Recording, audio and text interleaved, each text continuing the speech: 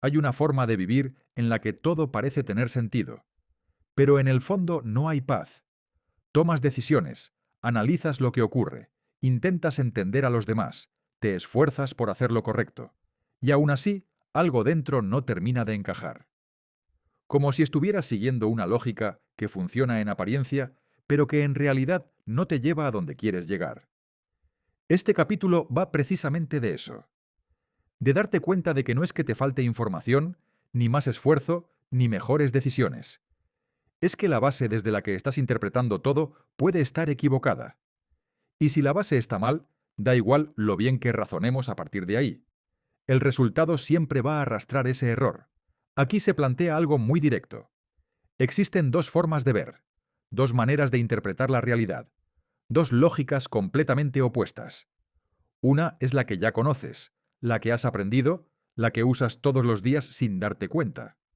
La otra no se aprende como tal. Se recuerda, se permite, y lo más importante es que ambas no pueden convivir, porque una te lleva al conflicto, aunque a veces lo disfrace de razón, de justicia o de control, y la otra te lleva a la paz, aunque al principio no la entiendas. A lo largo de este capítulo no se te pide que creas en nada. No se trata de adoptar nuevas ideas ni de convencerte de algo diferente. Se trata de algo mucho más incómodo, pero también mucho más liberador. Cuestionar seriamente si lo que tú das por válido realmente lo es. Piensa en algo cotidiano, una discusión, una preocupación, una situación que te incomoda. Automáticamente tu mente empieza a interpretar, a sacar conclusiones, a buscar explicaciones. Y todo eso parece lógico. Tiene coherencia. Incluso puedes justificarlo perfectamente. Pero ¿qué pasa después? ¿Te deja en paz? Si la respuesta es no, entonces este capítulo te invita a mirar ahí, justo ahí. No para analizar más, sino para darte cuenta de que esa forma de pensar, por muy convincente que parezca, no está funcionando. Y aquí viene el giro importante. No necesitas arreglar lo que piensas. Necesitas dejar de confiar ciegamente en ello. Porque hay otra manera de ver, una que no se basa en lo que has aprendido, sino en algo mucho más profundo. Y esa forma de ver no se impone, no se construye, no se fuerza, solo aparece cuando dejas espacio.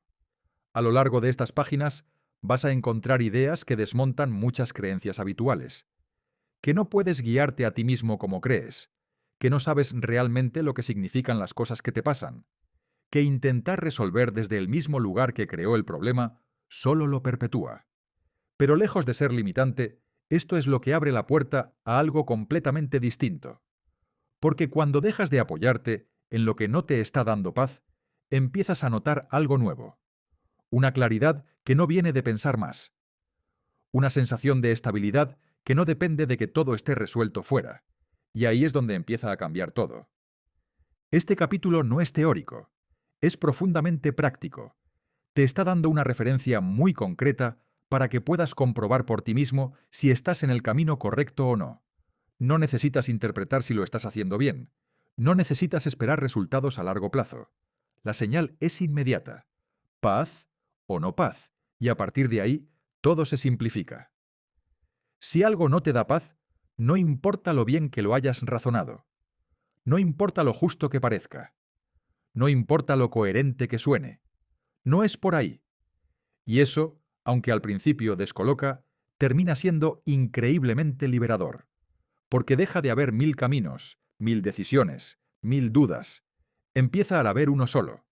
En los próximos minutos vas a ver cómo esta idea se despliega desde muchos ángulos, en cómo te relacionas, en cómo interpretas, en cómo decides, en cómo te posicionas ante lo que ocurre. Y poco a poco, casi sin darte cuenta, se va a ir colocando todo en un lugar mucho más simple. No más fácil en el sentido superficial, pero sí mucho más claro. Así que escucha esto sin intentar encajarlo del todo, sin buscar entender cada frase, sin querer aplicarlo perfectamente. Solo quédate con una cosa mientras avanzas. ¿Esto me lleva a la paz o no?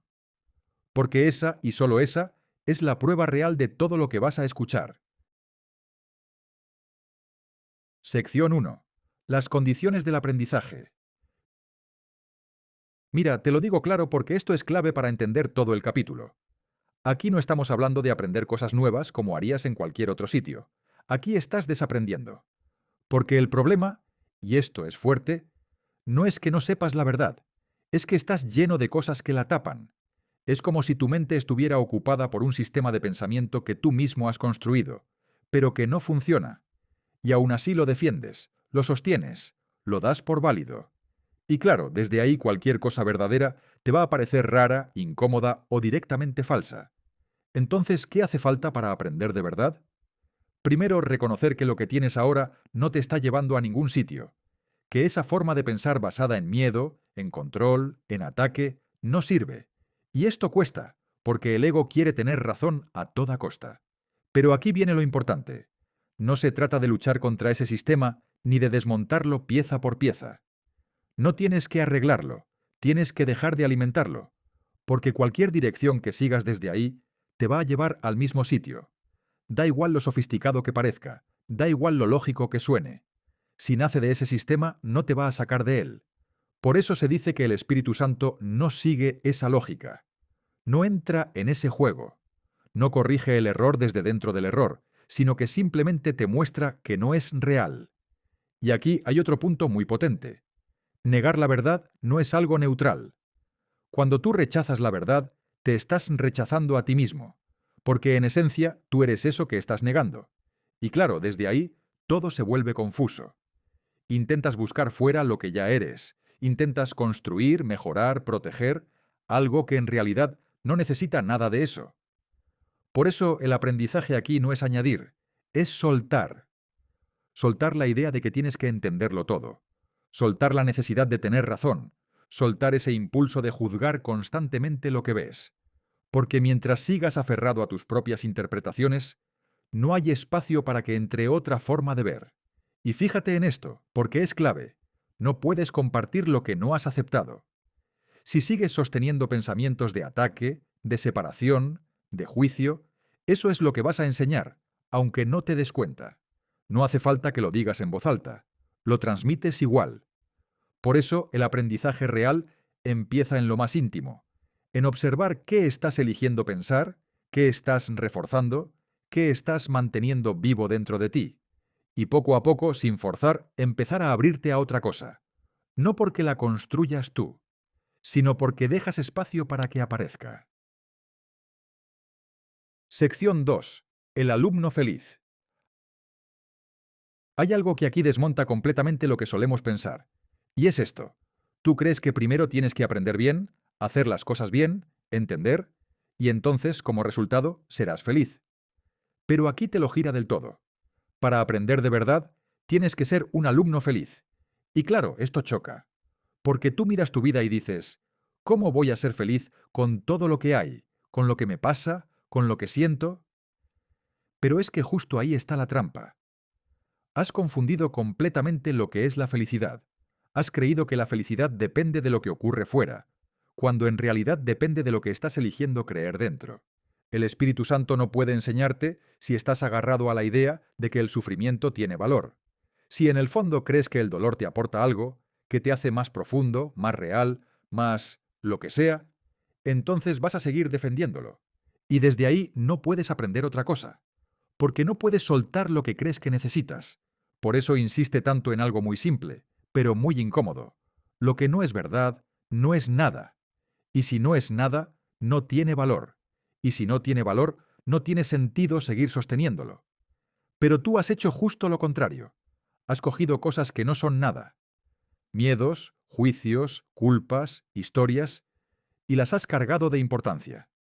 Les has dado peso, significado, identidad. Y claro, ahora tu mente está saturada, como si llevaras una mochila llena de cosas inútiles, pero convencido de que son imprescindibles. Y desde ahí aprender se vuelve pesadísimo. Por eso el aprendizaje real es ligero, es simple, no añade carga, la quita. Y aquí entra algo muy potente.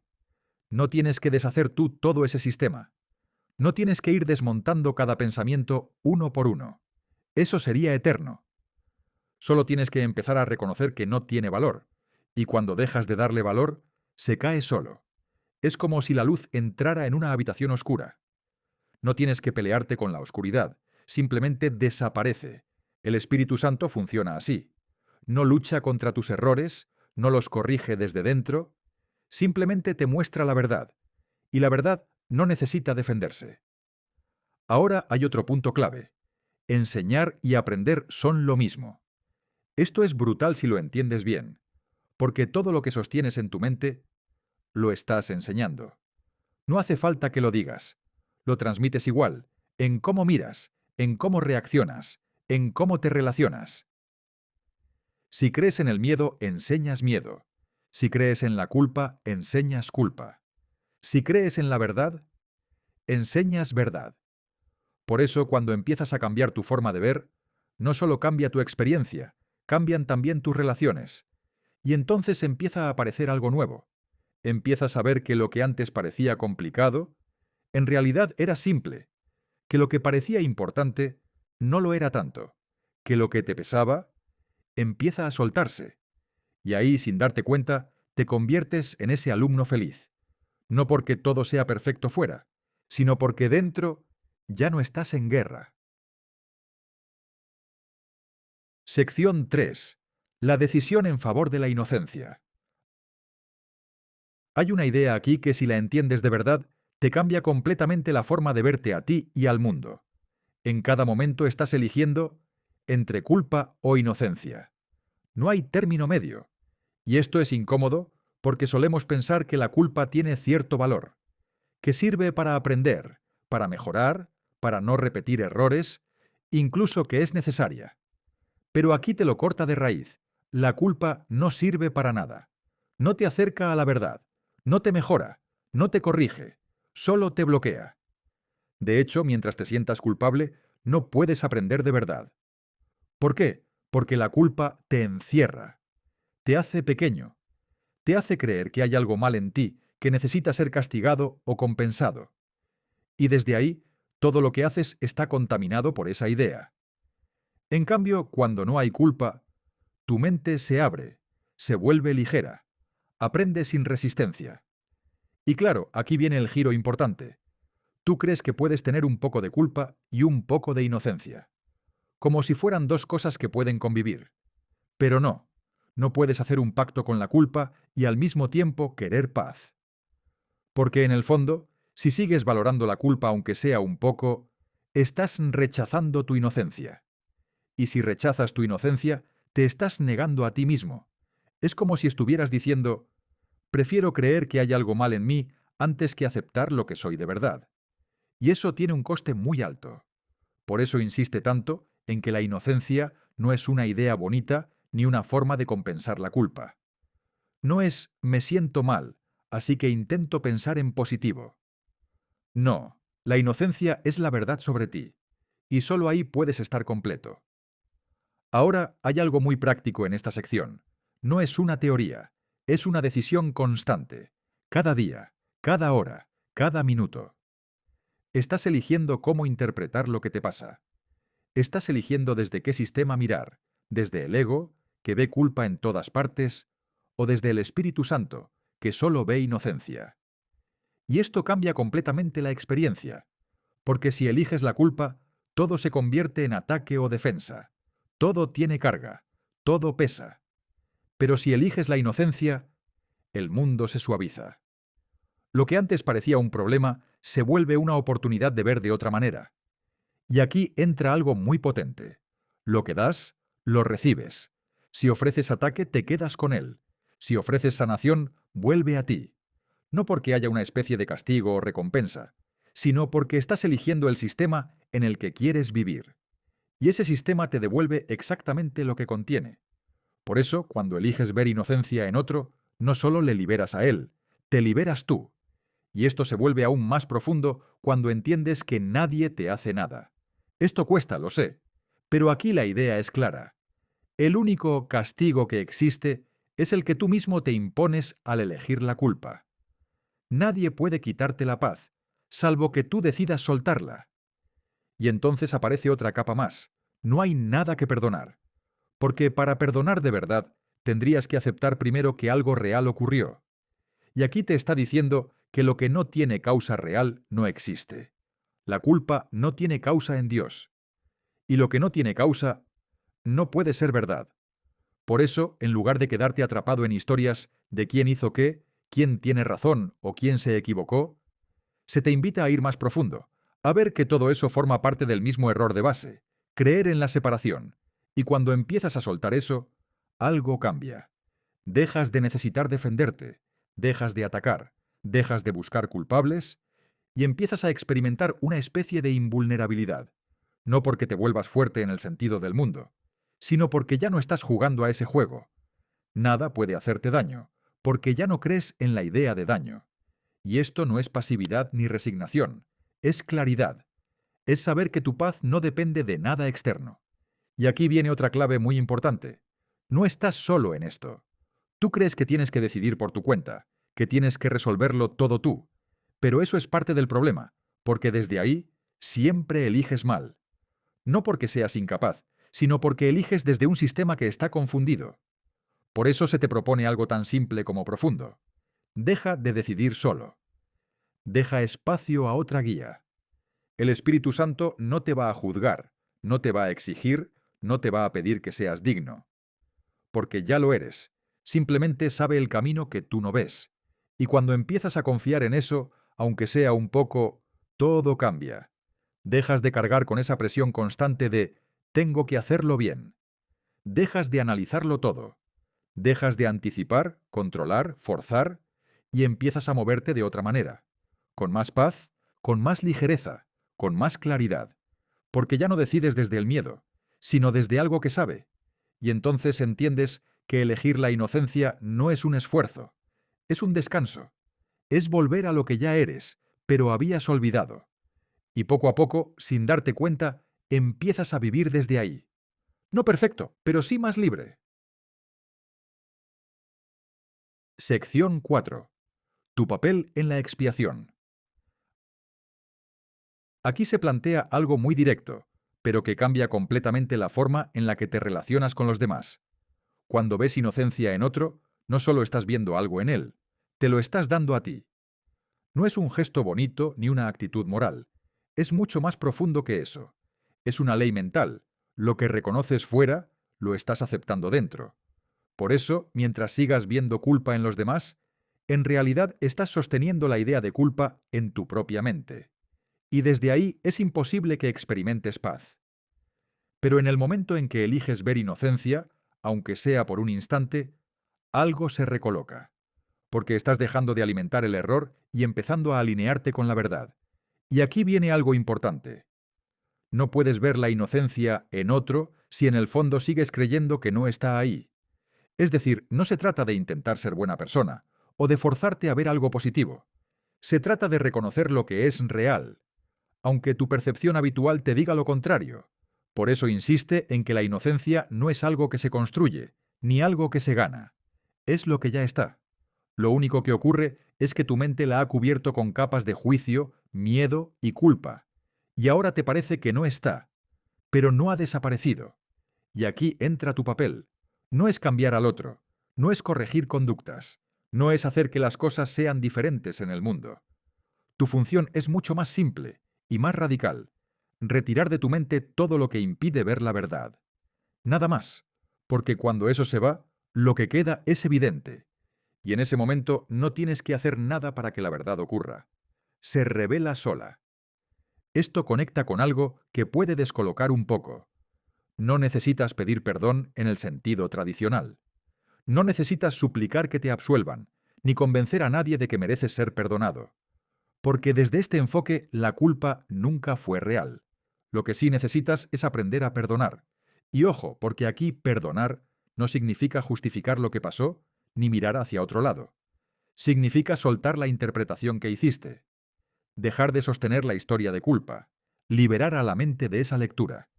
Y cuando haces eso, no solo liberas al otro, te liberas tú. Por eso se dice que la expiación es tu función, no como una tarea pesada, sino como el único propósito que realmente tiene sentido aquí. Todo lo demás, roles, objetivos, problemas, gira alrededor de esto. Y mientras no lo entiendas, hay una sensación de fondo que no se va. Una incomodidad, una especie de culpa difusa que no sabes muy bien de dónde viene. Pero cuando empiezas a alinearte con esta función, eso desaparece. No porque todo en tu vida cambie de golpe, sino porque ya no estás en conflicto contigo mismo. También se desmonta otra idea importante. Tú crees que tienes que entenderlo todo, que necesitas claridad total antes de actuar. Pero no, no necesitas comprender la creación ni tener todas las respuestas. Solo necesitas dejar de poner barreras, porque esas barreras no son reales, las has aprendido, y en cuanto dejas de sostenerlas, se caen solas. No hay esfuerzo en eso. Lo que sí requiere una decisión es dejar de creer en ellas. Y aquí aparece algo clave: confiar. Confiar en que lo que eres es lo que Dios creó, no lo que tú crees haber hecho de ti. Porque si sigues confiando en tu percepción, en tus juicios, en tus interpretaciones, siempre vas a estar viendo una versión distorsionada. Por eso se te invita a algo muy concreto: dejar de decidir por tu cuenta. Esto cuesta, porque estamos muy acostumbrados a querer controlar, a analizar, a anticipar. Pero si lo miras bien, muchas de esas decisiones vienen del miedo. Y decidir desde el miedo nunca te lleva a la paz. Entonces, ¿qué se propone? Que reconozcas que no sabes. Y esto no es debilidad, es honestidad. Desde ahí puedes abrirte a otra forma de decidir, dejar que algo en ti que sí sabe te guíe. Y cuando empiezas a hacerlo, aunque sea en pequeñas cosas, notas el cambio. Hay menos peso, menos duda, menos esfuerzo. Como si las decisiones se volvieran más naturales, más fluidas, más fáciles, porque ya no las estás tomando desde un sistema confundido, sino desde una guía que no se equivoca. Y poco a poco esto se integra, hasta el punto en que decidir deja de ser un problema. Se vuelve algo tan simple como respirar. No hay tensión, no hay lucha, no hay carga, solo un movimiento natural, alineado con lo que eres. Y desde ahí tu función se cumple sin esfuerzo. No porque hagas más, sino porque ya no estás interfiriendo. Sección 5. El círculo de la expiación. Aquí aparece una imagen muy potente para entender todo lo anterior. Un círculo. Un círculo donde no hay dentro y fuera como solemos entenderlo, sino inclusión o exclusión según cómo miras. Y esto es clave, porque en realidad solo hay una parte de tu mente que es verdadera, la que sigue unida a Dios. Todo lo demás, culpa, miedo, separación, es algo que has aprendido, pero no es real. Entonces, la pregunta es, ¿qué haces con eso? Puedes seguir identificándote con lo que no es real, o puedes empezar a reconocer esa parte que sí lo es y dejar que se extienda. Y aquí es donde entra el círculo. Cada vez que ves a alguien como inocente, lo estás incluyendo en ese círculo. Lo estás reconociendo como parte de lo mismo que tú. Pero cada vez que juzgas, atacas o condenas, lo estás dejando fuera. Y esto tiene una consecuencia directa. No puedes excluir a otro sin excluirte a ti, porque no hay separación real entre tú y él. Esto cambia mucho la forma en la que entiendes tus relaciones. Ya no se trata de quién tiene razón, quién ha hecho daño o quién debería cambiar. Se trata de algo mucho más profundo. ¿Lo estás metiendo dentro o lo estás dejando fuera? Y ojo, porque aquí no hay término medio. O estás extendiendo el círculo o lo estás reduciendo. No hay neutralidad. Por eso se dice que todos tenemos un papel en la expiación.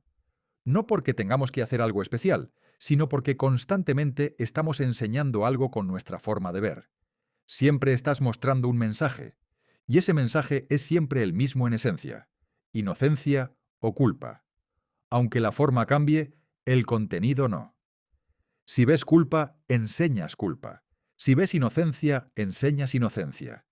Y hasta que no eliges enseñar inocencia, hay una sensación de fondo que no desaparece del todo. Como una incomodidad, un peso que no sabes explicar. Es la carga de la culpa. No porque alguien te la haya puesto, sino porque estás sosteniendo ese sistema. Pero aquí se deja claro, esa carga no es necesaria. De hecho, no tiene sentido seguir llevándola. Porque hay otra forma. Y esa forma pasa por algo muy concreto: dejar de acusar. Porque acusar no es solo señalar a otro, es reforzar la idea de que la culpa es real. Y mientras la culpa sea real para ti, no hay salida. Por eso se habla de convertirse en maestros de la inocencia, no como un título, sino como una forma de vivir. Personas que, poco a poco, dejan de ver culpa en todas partes y empiezan a reconocer lo que hay debajo. Y eso se aprende, no es automático. Pero cada vez que eliges no atacar, cada vez que eliges no juzgar, estás enseñando otra cosa. Y eso no solo afecta al otro, te afecta a ti directamente. También hay algo importante aquí. No todos están en el mismo punto. Habrá personas que aún no saben hacer este cambio, que siguen atrapadas en la culpa, en el conflicto, en el ataque, y la tentación es responderles desde el mismo lugar. Pero eso no ayuda, porque atacar a quien necesita aprender es perder la oportunidad de enseñarle. Y aquí la enseñanza no es dar discursos ni convencer a nadie. Es simplemente no reforzar el error. Es sostener otra mirada. Y eso, aunque no lo parezca, tiene un impacto enorme, porque poco a poco va deshaciendo la idea de separación, y entonces el círculo se va ampliando, cada vez más, hasta que empiezas a experimentar algo diferente, una sensación de unión real, no teórica, no espiritual en el sentido abstracto, real, como si por momentos desapareciera esa distancia entre tú y los demás. Y ahí aparece la paz, no como algo que consigues, sino como algo que ya estaba cuando dejaste de excluir. También se desmonta otra idea fuerte. El ego siempre apunta a la condena. Siempre.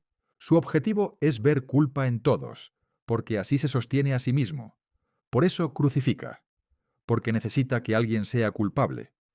Pero el Espíritu Santo hace justo lo contrario. No ve culpa, solo ve inocencia. Y desde ahí no hay ataque posible. Solo hay una especie de dulzura que deshace el miedo. Y aquí entiendes algo muy profundo.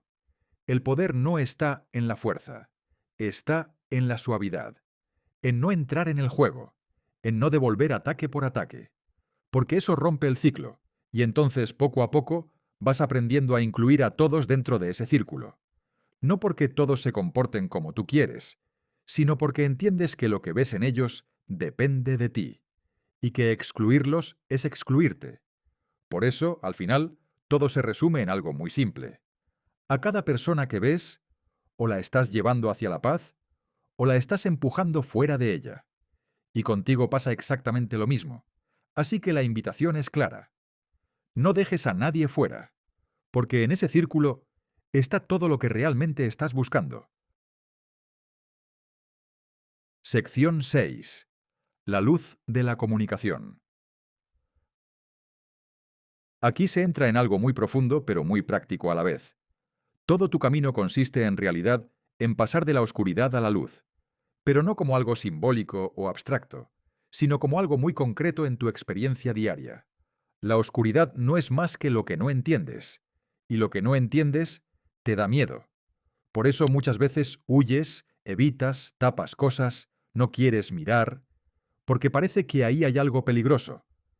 Pero aquí se da la vuelta completamente. Lo que asusta no es lo que hay, es el hecho de que esté oculto, porque cuando algo se ve con claridad, deja de ser amenazante. Lo desconocido es lo que pesa. Lo que está en la luz se vuelve comprensible, y por tanto deja de generar miedo. Por eso se insiste tanto en esto. Nada que realmente tenga valor puede permanecer oculto, porque lo que es verdadero se comparte, y lo que se comparte se entiende.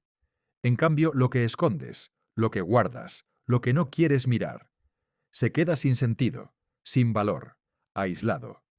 Y desde ahí parece más grande de lo que es. Aquí aparece una idea clave. El amor no puede actuar donde hay ocultación. Si algo lo mantienes escondido, fuera de la luz, no puede ser transformado. No porque sea fuerte, sino porque lo estás protegiendo tú.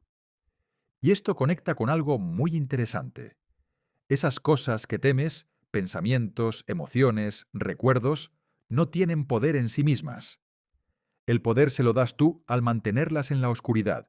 Es como si las vigilaras, como si las protegieras, creyendo que son peligrosas. Pero en realidad son construcciones que tú mismo has hecho, y luego has olvidado que las hiciste. Y ahora les tienes miedo.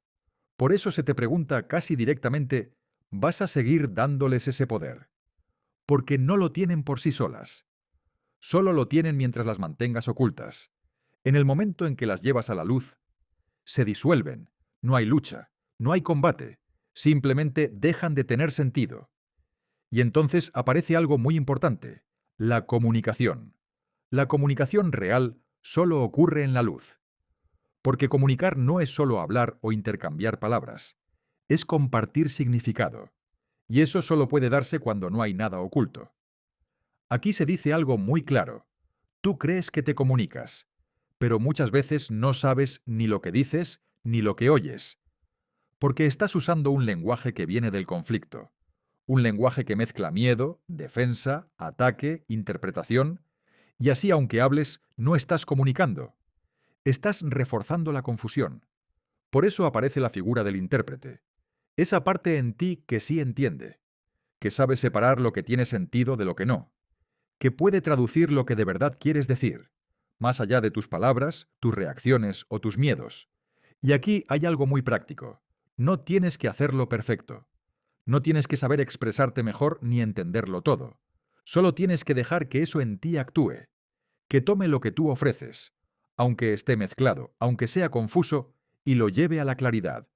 Pero para eso hay una condición: no ocultar. Porque si ocultas, si te guardas partes, si decides que hay cosas que no se pueden mirar, estás bloqueando ese proceso. No porque alguien te lo impida, sino porque tú mismo estás cerrando la puerta. Por eso se habla de abrir todas las puertas, de no dejar habitaciones cerradas en tu mente, porque en la luz no hay nada que temer. Nada. Lo que parecía peligroso, no lo era. Solo estaba sin comprender, y cuando se comprende, desaparece el miedo.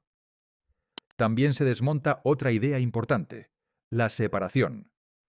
Tú has pensado que separarte era una forma de protegerte, de tener control, de no sufrir, pero en realidad esa separación es lo que interrumpe la comunicación, y sin comunicación te sientes solo, desconectado, confundido. Entonces lo que aquí se propone es justo lo contrario: usar todo lo que has hecho, incluso lo que parece un error, como material para volver a la conexión. Nada se pierde, todo puede reinterpretarse, todo puede usarse para volver a la claridad. Y ahí es donde entra el verdadero uso del poder de decisión, porque ese poder lo tienes, pero puedes usarlo para aislarte o para abrirte, para ocultar o para mostrar, para reforzar la oscuridad o para dejar entrar la luz. Y cuando empiezas a usarlo a favor de la comunicación, todo cambia. Dejas de vivir en compartimentos, dejas de esconderte, dejas de proteger lo que no es real, y entonces poco a poco tu mente se vuelve transparente, ligera, sin miedo, como un espacio abierto donde todo puede ser visto, y por eso mismo todo puede ser sanado. Y ahí, sin darte cuenta, ya estás en la luz. Sección 7. ¿Cómo compartir la percepción del Espíritu Santo? Aquí todo empieza con una pregunta muy directa: ¿qué quieres? Y no es una pregunta superficial, es la base de todo, porque aunque no lo parezca, siempre estás eligiendo entre dos cosas: luz u oscuridad, conocimiento o ignorancia, verdad o miedo. No puedes tener ambas a la vez. Y esto es importante entenderlo bien, porque muchas veces intentas mantener las dos cosas: un poco de verdad y un poco de miedo, un poco de paz y un poco de conflicto. Pero no funciona. Mientras las mantienes separadas, parece que pueden convivir, pero en cuanto las pones juntas, en el mismo lugar, una desaparece, porque son incompatibles. La luz no lucha contra la oscuridad. Simplemente cuando aparece, la oscuridad deja de estar, y con la verdad pasa lo mismo. No necesita defenderse, ni convencer, ni imponerse. Simplemente es. Entonces, ¿qué ocurre? Que muchas veces tú mismo ocultas la verdad bajo capas de miedo, y al hacer eso dejas de verla, no porque haya desaparecido, sino porque la has tapado, y desde ahí empiezas a construir un sistema de creencias basado en ese miedo. Un sistema que parece coherente, que parece real, pero que en el fondo está sostenido por algo que no lo es. Por eso se dice que buscar la verdad no es encontrar algo nuevo, es quitar lo que la oculta. Nada más. No tienes que crear la verdad, ni alcanzarla, ni traerla de fuera. Está ahí, Siempre ha estado, pero puedes ignorarla, puedes pasar por encima, puedes decidir que no la quieres ver. Y entonces, para ti, deja de ser real. Aquí entra algo muy interesante. No se puede convencer a alguien que cree que no sabe, porque desde su punto de vista, su ignorancia es real. Pero desde la verdad, esa ignorancia no existe, es solo una creencia. Y esto aplica también a ti. No es que te falte algo, es que estás creyendo algo que no es cierto sobre ti mismo. Te has definido de otra manera, te has separado de lo que eres, y desde ahí todo se vuelve confuso. Por eso, cuando la certeza aparece, aunque sea un instante, la duda pierde fuerza. No porque la hayas combatido, sino porque deja de tener sentido. También se habla aquí de algo muy clave, la disociación. Ese intento de mantener dos sistemas opuestos al mismo tiempo. Querer vivir desde la verdad, pero seguir aferrado al miedo. Querer paz, pero sin soltar el conflicto. Y eso genera tensión, porque en el fondo sabes que no encaja. Y la única forma de resolverlo no es equilibrarlos, es elegir, poner uno al lado del otro y ver claramente que no pueden coexistir. Y entonces uno cae, no por esfuerzo, sino por evidencia. Otro punto importante, la verdad no ataca. El amor no lucha contra el miedo. No necesita hacerlo, porque lo que no es real no necesita ser destruido. Simplemente deja de sostenerse cuando dejas de creer en ello. En cambio, las defensas sí son tuyas. Las has construido tú. Son intentos de protegerte de algo que crees peligroso, pero en realidad lo único que hacen es mantener ese miedo activo. Y aquí viene algo muy bonito. Esas mismas defensas pueden ser reinterpretadas. No hace falta que las destruyas ni que luches contra ellas. Pueden transformarse. Pueden pasar de ser herramientas de ataque o protección a convertirse en medios para sanar. Pero no por ti solo. Ahí entra el Espíritu Santo. Esa parte en ti que sabe usar todo lo que has hecho, incluso tus errores, para devolverte a la verdad. Y esto quita mucha presión, porque no tienes que hacerlo perfecto. No tienes que limpiar todo antes. No tienes que entenderlo todo. Solo tienes que llevarlo, mostrarlo, no ocultarlo, y confiar en que eso en ti sabe qué hacer con ello. Por eso se repite una idea muy práctica. No retrases tu regreso a la paz intentando entender cómo va a ocurrir. No es tu función. Tu parte es mucho más simple. Hacer lo poco que se te pide. Abrirte, no esconder. Estar dispuesto. Y desde ahí todo lo demás se da. Sin esfuerzo, sin tensión, sin lucha. Porque cuando dejas de intentar controlar el proceso ocurre. Y entonces empiezas a experimentar algo distinto. Una claridad que no viene de pensar más, sino de resistirte menos. Una paz que no construyes, sino que aparece cuando dejas de bloquearla. Y poco a poco, sin darte cuenta, empiezas a ver de otra manera. No solo a ti, también a los demás. Y ahí es donde realmente empiezas a compartir la percepción del Espíritu Santo. No porque lo enseñes con palabras, sino porque lo estás viviendo. Sección 8. El santo lugar de encuentro. Hay algo en ti que no está roto, ni perdido, ni manchado, pero lo has cubierto, lo has dejado en la sombra. Y no porque haya desaparecido, sino porque has decidido no mirarlo. Es como si hubieras cerrado puertas dentro de tu propia mente, y después hubieras olvidado que tú mismo tienes la llave. Detrás de esas puertas está lo que eres de verdad, no una versión mejorada, no algo que tengas que construir, lo que ya está ahí, intacto. Pero mientras lo mantengas oculto, parece que no existe. Y en ese ocultamiento nace la culpa, el miedo, la sensación de separación. No porque sean reales, sino porque has apartado la luz que los desharía. Aquí aparece una idea muy potente. No se te pide que luches contra la oscuridad. Se te pide que dejes entrar la luz. Nada más. Porque la oscuridad no tiene entidad propia. No hay nada que realmente la sostenga, salvo tu decisión de mantenerla. Y eso cambia completamente la forma de verlo todo. No tienes que arreglarte. No tienes que purificarte a base de esfuerzo. Solo tienes que dejar de esconder, dejar de cerrar, dejar de proteger lo que en el fondo sabes que no es verdad. Porque cada vez que ocultas algo, lo haces más real para ti. Pero cuando lo llevas a la luz, pierde fuerza, se disuelve. No porque lo hayas vencido, sino porque nunca tuvo consistencia. Por eso se habla de ese lugar de encuentro. No es un sitio físico, no es algo externo.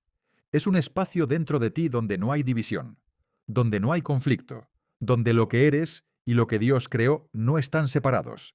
Ahí no hay interferencias, ahí no hay ruido, ahí no hay interpretaciones, solo hay verdad. Y en ese lugar ocurre algo muy importante. La comunicación no se rompe. No hay interrupciones, no hay distancia. El amor fluye sin esfuerzo, sin condiciones, sin cortes, pero tú puedes alejarte de ese lugar en tu experiencia. Puedes distraerte. Puedes irte a los corredores sombríos, como dice el texto. Pensamientos de miedo, de juicio, de separación, y ahí es donde te pierdes. No porque realmente te hayas separado, sino porque lo parece. Y en ese momento hay algo clave. No vuelves solo. Se te ha dado un guía, una forma de regresar. No a base de esfuerzo, sino a base de disposición. Porque tú puedes elegir perderte, pero no puedes volver sin ayuda. Y esa ayuda está siempre disponible. No desaparece, no se cansa, no se aleja, solo espera a que quieras volver. Y cuando decides hacerlo, no te lleva a algo nuevo. Te lleva a lo que ya es, a la unidad, a ese punto donde toda separación se deshace, donde tú y el otro no estáis realmente separados, donde lo que eres no compite con nada. Aquí también se desmonta una idea muy arraigada, que hay muchas cosas que pueden darte valor, sentido o identidad. No, solo hay una cosa real, y todo lo demás son sustitutos. Intentos de llenar algo que ya está lleno. Por eso no hay ofrenda que puedas hacer que sustituya la verdad. Nada que pongas en ese altar tiene valor si no está alineado con lo que eres. Y esto es muy claro. Lo que no es verdadero simplemente no se mantiene. Cae, se disuelve, desaparece. No porque lo destruyas, sino porque no tiene base. En cambio, lo que sí es real, permanece.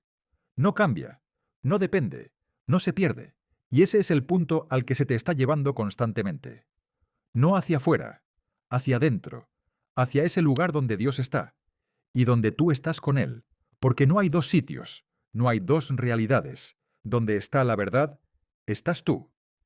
Y reconocer eso no es algo intelectual, es una experiencia, una claridad, una certeza tranquila, sin esfuerzo, sin necesidad de defenderla. Simplemente es. Sección 9. El reflejo de la santidad.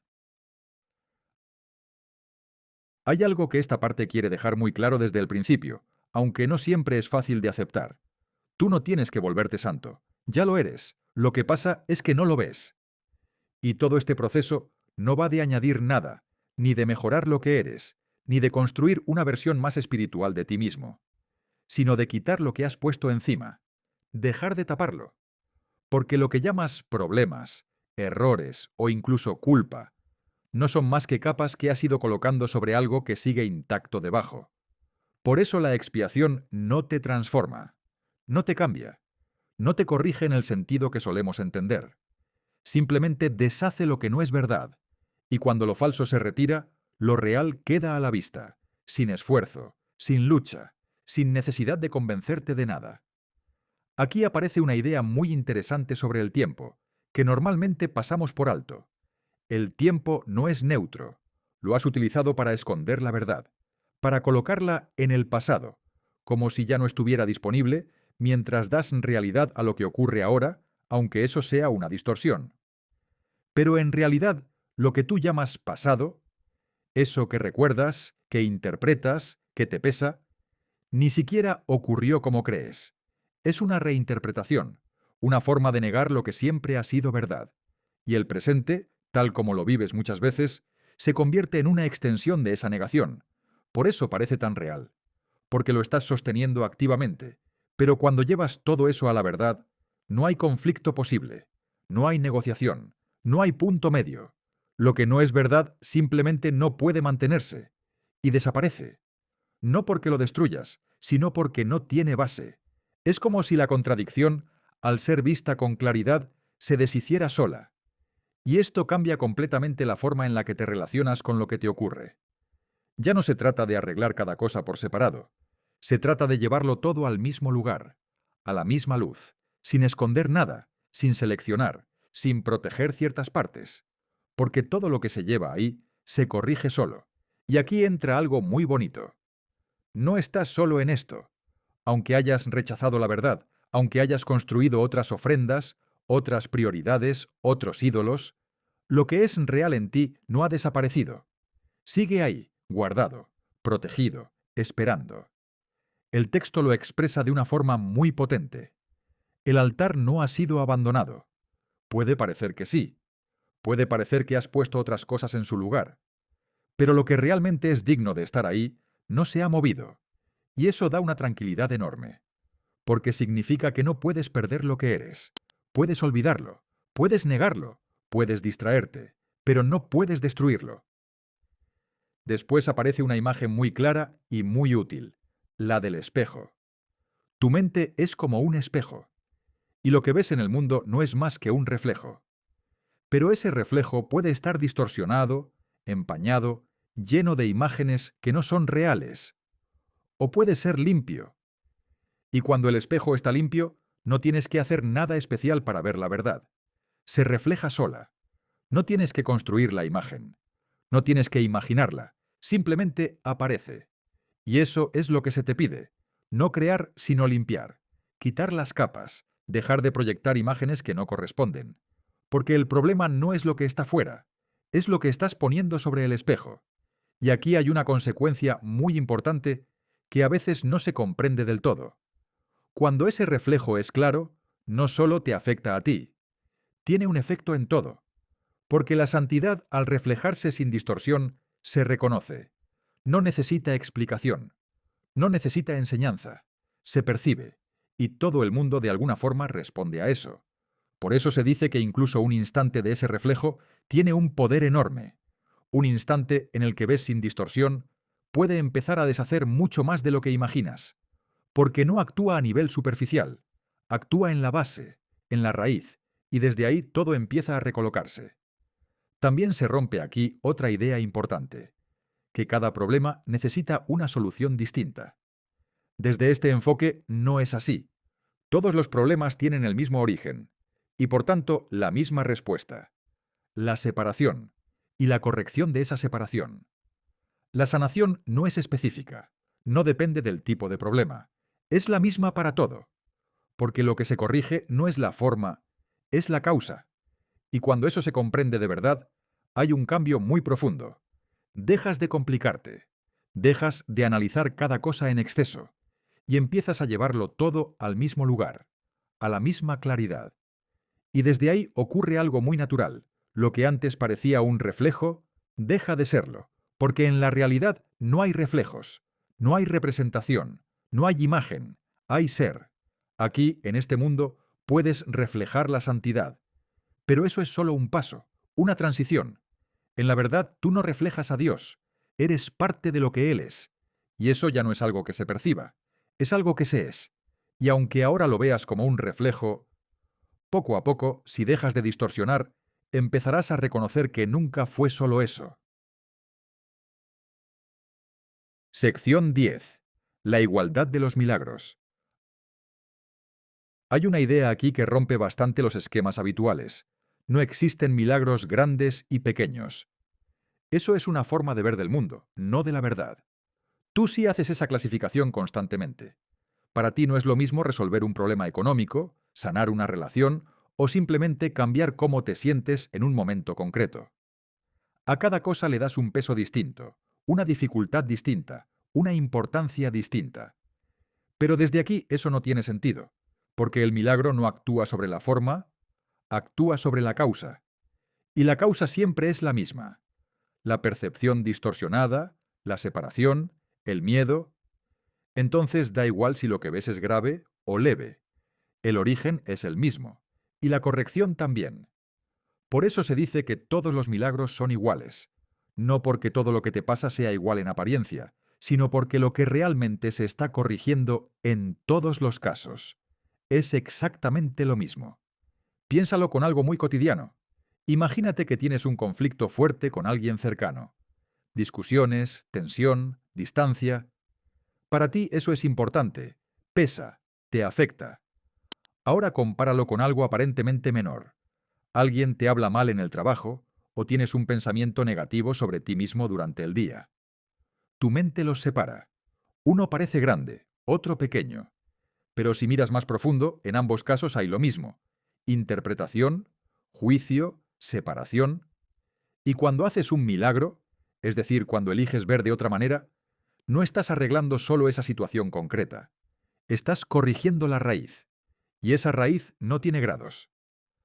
Aquí también se introduce otra idea clave. El mundo en el que crees vivir es un mundo de grados. Todo se mide, todo se compara, todo tiene más o menos dificultad. Pero el milagro no pertenece a ese sistema. No funciona con esas reglas. Por eso muchas veces parece difícil de entender, porque intentas aplicarle la lógica del mundo y no encaja. El milagro no depende de tu esfuerzo, ni de tu capacidad, ni de que seas capaz de hacerlo. Depende de que dejes de interferir, de que dejes espacio. Y en ese espacio ocurre. Otra cosa importante, los milagros no compiten. No hay escasez, no hay límite, no hay hasta aquí llego. Puedes experimentar 1, 100 o 1000, no cambia nada, porque no es algo que tú generes, es algo que permites. Y esto tiene una consecuencia muy práctica. Puedes dejar de reservar la paz solo para los momentos importantes. No tienes que esperar a que merezca la pena. No tienes que guardarlo para cuando algo sea suficientemente grave. Puedes aplicarlo en lo pequeño, en lo cotidiano, en lo que parece insignificante. De hecho, ahí es donde más se entrena. Porque si esperas a que el problema sea enorme, tu resistencia también lo será. Sin embargo, cuando empiezas a practicar en lo pequeño, en un pensamiento, en una reacción, en una interpretación, algo empieza a cambiar. Tu mente se va acostumbrando, va soltando, va dejando de clasificar y poco a poco esa forma de ver se vuelve más estable. También se habla aquí de algo muy interesante sobre cómo piensas. Tus pensamientos no están ordenados. Van y vienen, se contradicen, se solapan, y tú ya estás acostumbrado a eso. Pero además haces algo más, los clasificas. Este pensamiento es mejor, este es peor, este es más importante, este número, y desde ahí construyes toda tu experiencia.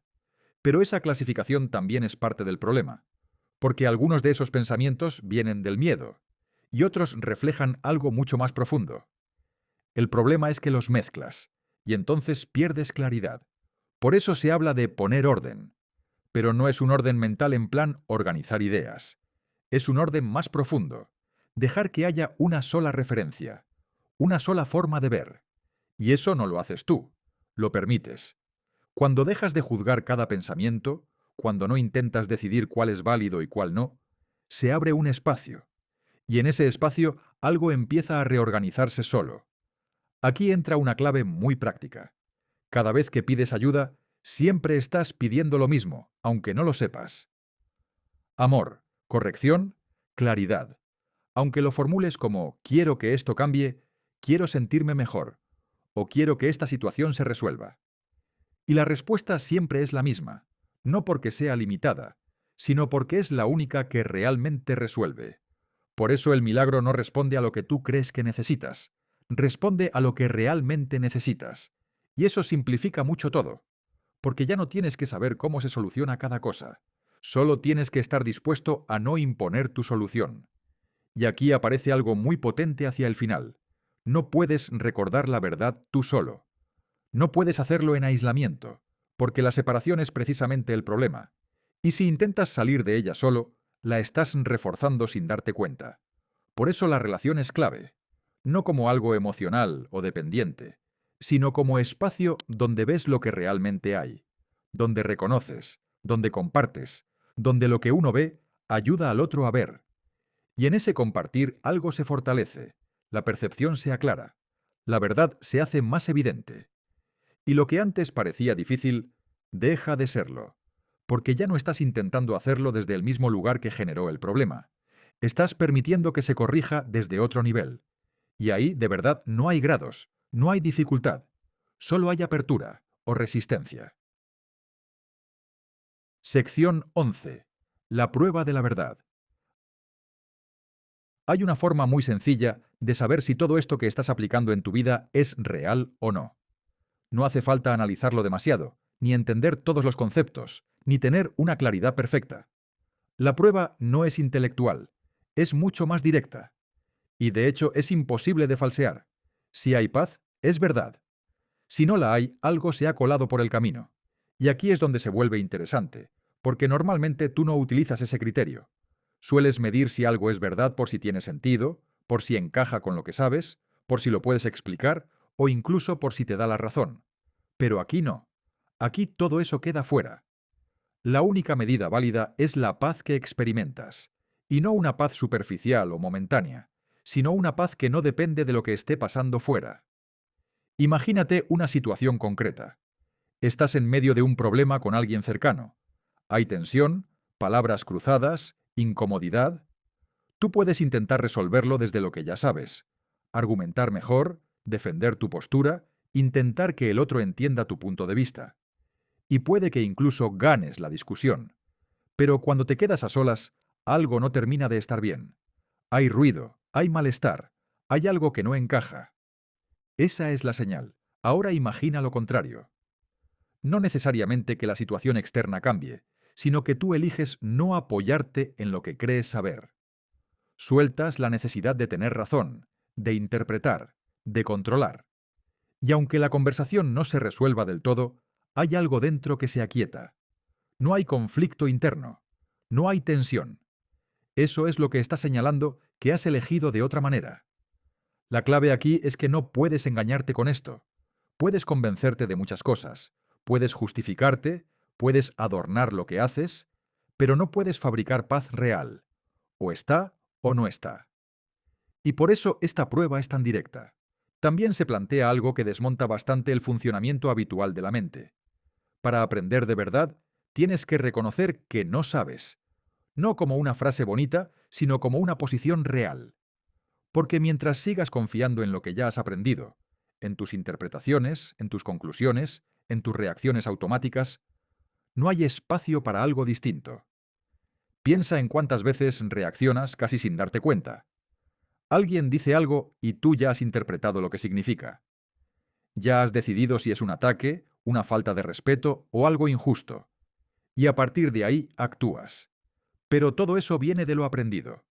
No es nuevo, no es fresco, no es verdad en el sentido que aquí se plantea. Ahora bien, ¿qué pasaría si en ese mismo momento te detienes y reconoces, no sé realmente lo que esto significa? No como una técnica, sino de verdad. Ahí se abre un espacio distinto. Ya no estás reaccionando desde lo antiguo, estás disponible. Y en ese punto aparece otra idea clave.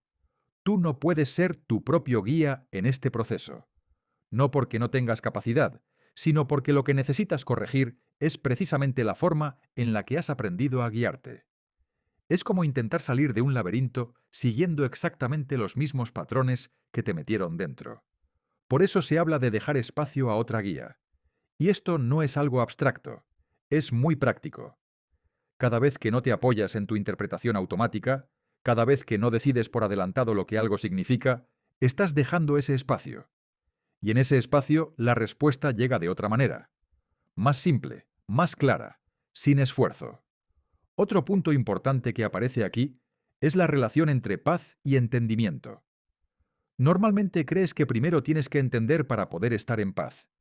Pero aquí se plantea justo al revés. Cuando hay paz, el entendimiento viene con ella. No como un análisis, sino como una evidencia. Por ejemplo, hay situaciones que has estado dándole vueltas durante días o semanas, intentando entender qué ha pasado, por qué, quién tiene la culpa. Y cuanto más piensas, más te enredas. Sin embargo, en el momento en el que sueltas esa necesidad de entender desde tu mente y simplemente permites que haya calma, de repente lo ves claro. No porque hayas pensado más, sino porque has dejado de interferir. También se introduce algo muy profundo sobre la idea de unidad. Mientras percibas separación entre tú y los demás, entre lo que te pasa y lo que eres, el conflicto sigue teniendo base. Pero cuando empiezas a ver que no hay realmente esa separación, que lo que haces a otro te lo haces a ti, que lo que niegas fuera lo estás negando dentro, La percepción cambia. Esto no es algo que tengas que forzar, es algo que se va reconociendo, y cada vez que eliges la paz en lugar del juicio, esa percepción se refuerza. Y hacia el final hay una especie de síntesis muy clara. No necesitas hacer grandes cosas, ni entender todo el sistema, ni aplicar 1000 técnicas. Solo necesitas dos cosas muy concretas. La primera, reconocer que no sabes. La segunda, estar dispuesto a no usar lo que ya has aprendido como guía. A partir de ahí, todo lo demás ocurre. Porque en el momento en que dejas de apoyarte en lo que creías saber, haces sitio. Y en ese sitio entra algo que no depende de ti, pero que sí necesita tu permiso. Y cuando eso entra, la señal es inequívoca. Paz. No una paz frágil, no una paz que depende de que todo vaya bien, sino una paz que se mantiene incluso cuando fuera las cosas no están resueltas del todo. Esa es la prueba. Y también, en el fondo, la confirmación de que estás dejando de buscar donde nunca ibas a encontrar. Si te paras un momento ahora, después de todo lo que hemos recorrido, verás que en realidad todo el capítulo gira alrededor de algo mucho más simple de lo que parecía al principio. No se trataba de entender más. Se trataba de darte cuenta de que estabas confiando en una forma de ver que, aunque te resultaba familiar, no te estaba llevando a la paz. Y eso cambia completamente el enfoque, porque entonces ya no estás intentando perfeccionar tu manera de pensar, ni afinar tus decisiones, ni controlar mejor lo que ocurre. Empiezas a hacer algo mucho más honesto. Observar si lo que estás usando como guía realmente funciona. Y aquí es donde aparece una de las claves más importantes de todo el capítulo. La paz deja de ser una consecuencia lejana, algo que llegará cuando todo esté resuelto, y pasa a convertirse en el criterio, en la referencia, en la única prueba válida. Si hay paz, estás alineado. Si no la hay, no importa lo bien que lo hayas razonado. Te has desviado. Y esto, aunque al principio puede incomodar un poco, en realidad simplifica muchísimo las cosas. Porque deja de haber tantas vueltas, tantas dudas, tantas interpretaciones. Ya no necesitas saber tanto. Solo necesitas ser honesto contigo mismo. También hemos visto algo que cuesta aceptar al principio, pero que es fundamental. No sabes realmente lo que significan las cosas. No sabes por qué ocurre lo que ocurre, ni qué implica, ni hacia dónde va. Y mientras sigas apoyándote en esa supuesta certeza, sigues atrapado en lo mismo. Pero en el momento en que reconoces eso de verdad, no como una idea bonita, sino como una experiencia real, se abre un espacio distinto. Dejas de reaccionar automáticamente. Dejas de imponer significado. Y empiezas a estar disponible. Y ahí es donde entra algo que no depende de ti, pero que sí necesita tu permiso. Otra idea que se ha ido repitiendo desde distintos ángulos es que no puedes guiarte a ti mismo como crees. No porque estés fallando, sino porque lo que necesitas corregir es precisamente la forma en la que has aprendido a interpretar y decidir. Es como intentar ver con claridad usando unas gafas que distorsionan, pero sin darte cuenta de que las llevas puestas. Por eso no se trata de hacer más, sino de soltar, de dejar de apoyarte en lo que ya has aprendido cuando ves que no te da paz, de no usar el pasado como referencia constante para interpretar el presente. Y poco a poco, casi sin darte cuenta, eso va ordenando tu mente. No porque tú la organices, sino porque dejas de interferir. También hemos tocado algo muy profundo sobre la idea de igualdad.